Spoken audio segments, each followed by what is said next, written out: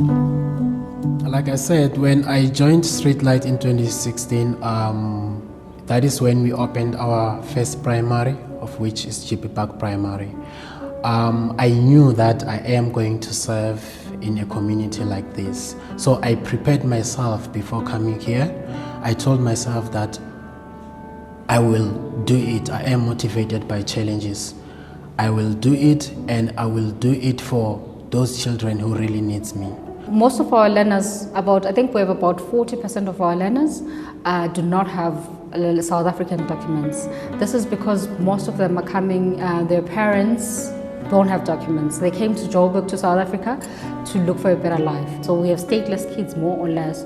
And if it was not for Streetlight, they would not be going to school, because some places will not, most places like government schools will not take these kids.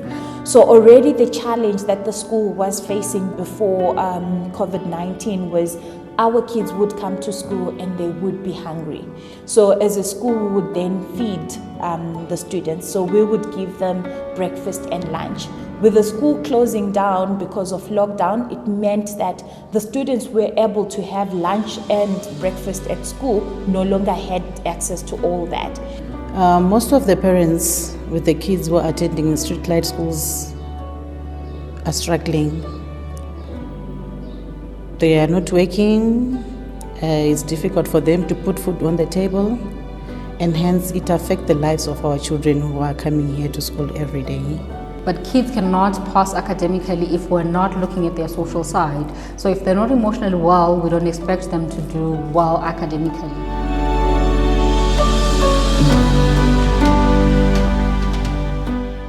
Was difficult. Even about the food was difficult because she get the food at school.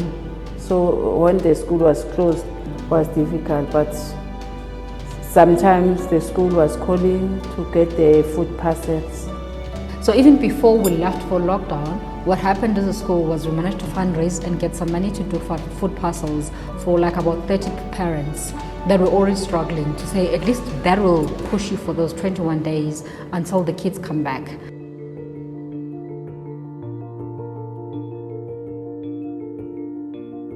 And something that really impressed me was the way in which our teachers and our community understood that the first things that were going to be needed was social support.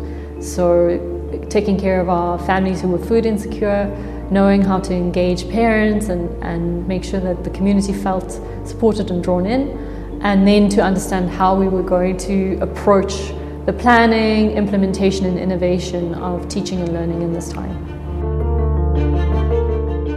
But when lockdown was announced, it meant even school was closed for us. And we now really needed to think on our feet. What's going to be the next thing that we're going to do with our students? We're not going to be able to have them physically in the school, but learning still has to continue for them. So the first thing that we did is we had a meeting with the team leaders of the school, and we then started WhatsApp groups for our students. And on those WhatsApp groups, it was more on let's push out work to our students so that at least they can have learning packs that they can have for the meantime. So our WhatsApp online learning was new to most parents. Some of them found it very difficult to do online learning with their children. The challenges that they told us that they are facing is that they don't have enough time to be on the phone with their children. They do not have enough data. Some of them did not have gadgets to do online learning in their homes. So as the school, we provided those who really need data to continue with online learning in their homes. I get the problem for helping my daughter to the homework because I don't have educated. With us also doing online work with the students, we also found that some of our parents don't even have the data to connect. But still, we have come across some of the parents who do not have data, and the school has had to buy data for them and push out data for the parents. We've also come across, I would say, at least 20% of our students, student body, who do not have smart gadgets. So with WhatsApp, you would need either just a small, small normal phone just to connect on WhatsApp, but most of our 20% of our parents, I would say, do not have that. So as a school, we've had to buy tablets that we would then give to our parents so that all our students are connected. Through our direct COVID fundraising, we managed to fundraise enough to support all of our families in need with food packs through the entire lockdown. Because of sound kind of fundraising and financial planning, we have not had to retrench any of our staff, and through the ongoing phenomenal generosity of our supporters, individuals, members of the community, we've been able to keep the community secure and to support where there were needs.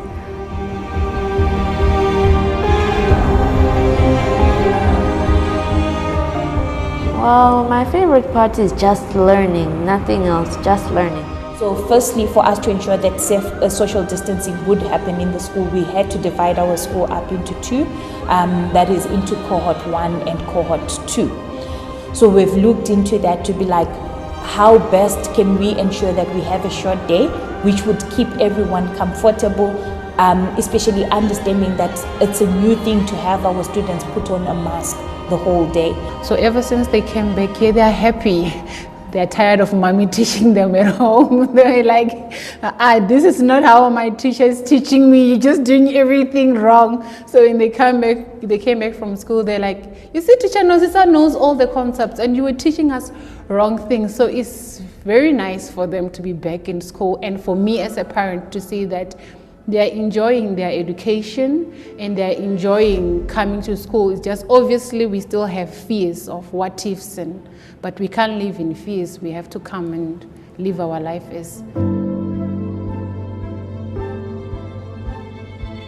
As a school in this community, we faced many crises before.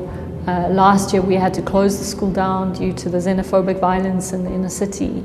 And through some of these challenges, we've learned how to stand together in a crisis and how to be more cohesive, and how to stand more firmly in our values. And that has really stood testament to how we've been able to respond in this challenge.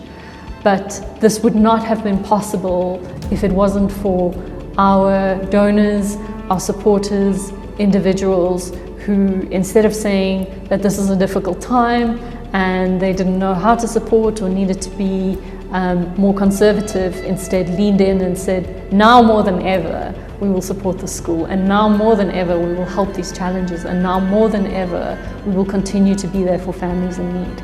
And if it wasn't for this, none of this would have been possible. And I just could not be more grateful to the commitment and the generosity of our long-established supporters and